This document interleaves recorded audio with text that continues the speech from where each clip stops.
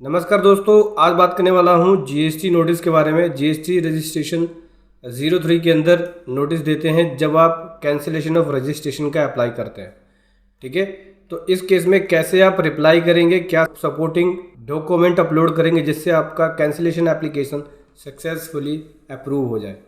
ठीक है, यहाँ पे इसका रिजेक्शन किया गया है। जो कैंसिलेशन की एप्लीकेशन डाली थी उसका रिजेक्शन कर दिया गया है क्योंकि प्रॉपर रिप्लाई सबमिट नहीं किया। तो आज बताऊंगा कि कैसे आप प्रॉपर रिप्लाई सबमिट करेंगे, प्रॉपर डॉक्यूमेंट अपलोड करेंगे। बहुत कुछ सीखने को आपको मिलने वाला है इस वीडियो के अंदर। चलिए इसको डिटेल में स्टेप बाय स्टेप समझेंगे। उससे पहले बताना चाहूँगा, टैक्स सारथी ने अपनी नई बुक लॉन्च कर दी है जो कि TDS एंड TCS रिटर्न पे है और ये बुक इजीली अवेलेबल है अमेजोन और फ्लिपकार्ट पे। इसका डायरेक्ट लिंक वीडियो के डिस्क्रिप्शन में मिल जाएगा जहाँ पे आप इसको बाय कर सकते हैं। तो दोस्तों बात करें इस नोटिस में, यहाँ पे टैक्स पेयर ने अपने कैंसिलेशन का एप्लीकेशन फाइल किया क्योंकि इसका बिजनेस बंद हो गया था और लगातार 2 साल से इसका बिजनेस नहीं चल रहा था। कैंसिलेशन अप्लाई करने के बाद कैंसिलेशन में रीज़न दिया डिस्क्लोजर ऑफ बिजनेस, मतलब बिजनेस बंद होने की वजह से कैंसिलेशन अप्लाई किया।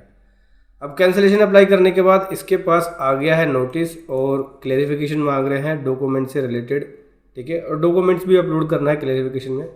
तो पहले पॉइंट में तो ये बोलते हैं कि भाई आपको फ्यूचर कॉरस्पॉन्डेंस के लिए एड्रेस प्रोवाइड करना पड़ेगा या फ्यूचर कॉरस्पॉन्डेंस के लिए एड्रेस देना पड़ेगा क्योंकि बिजनेस जो है, बिजनेस प्रिंसिपल प्लेस रेंटेड है, मतलब बिजनेस रेंटेड है, रेंटेड प्रेमिसेस पे है। तो उस केस में फ्यूचर में जीएसटी टैक्स पेयर आपसे कांटेक्ट कर सके उसके लिए एक परमानेंट एड्रेस चाहिए।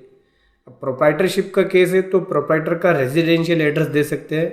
ठीक है, रेजिडेंशियल एड्रेस में आप इलेक्ट्रिसिटी बिल की कॉपी, आधार की कॉपी दोनों लगा सकते हैं। पार्टनरशिप का केस है, प्राइवेट लिमिटेड कंपनी का केस है तो उस केस में पार्टनर या डायरेक्टर अपने रेजिडेंशियल एड्रेस को दे सकते हैं। ठीक है, जैसे कि उस केस में वो भी अपने बिजली बिल की कॉपी या आधार कार्ड की कॉपी लगा सकते हैं। अगर रेंटेड हुआ बिजनेस तो करना है, रेंटेड नहीं है बिजनेस खुद की प्रॉपर्टी पे फिर तो कोई प्रॉब्लम नहीं है।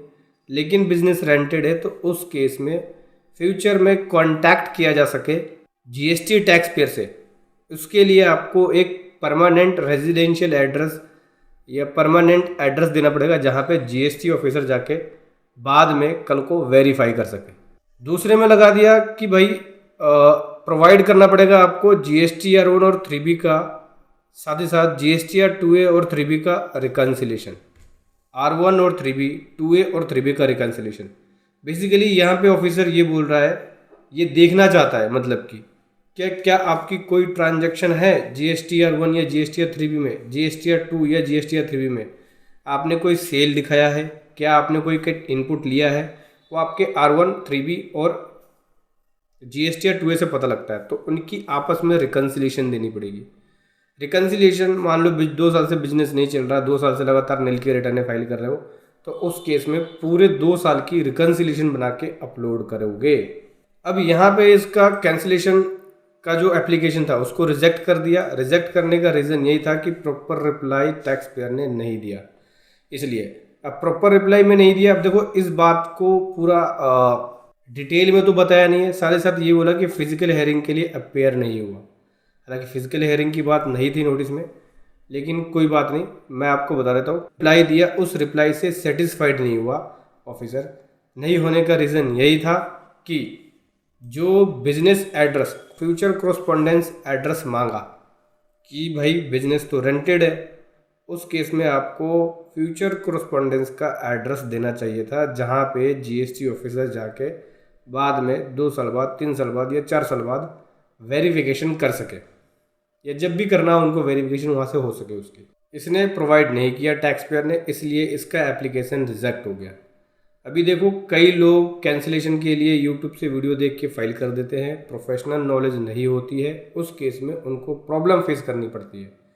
देखो ऐसा मत करो, अगर आपको नॉलेज नहीं है तो आप एक प्रोफेशनल की सलाह लें, एक प्रोफेशनल से कैंसिलेशन अप्लाई कराएं ताकि आपका कैंसिलेशन एक बार में हो जाए।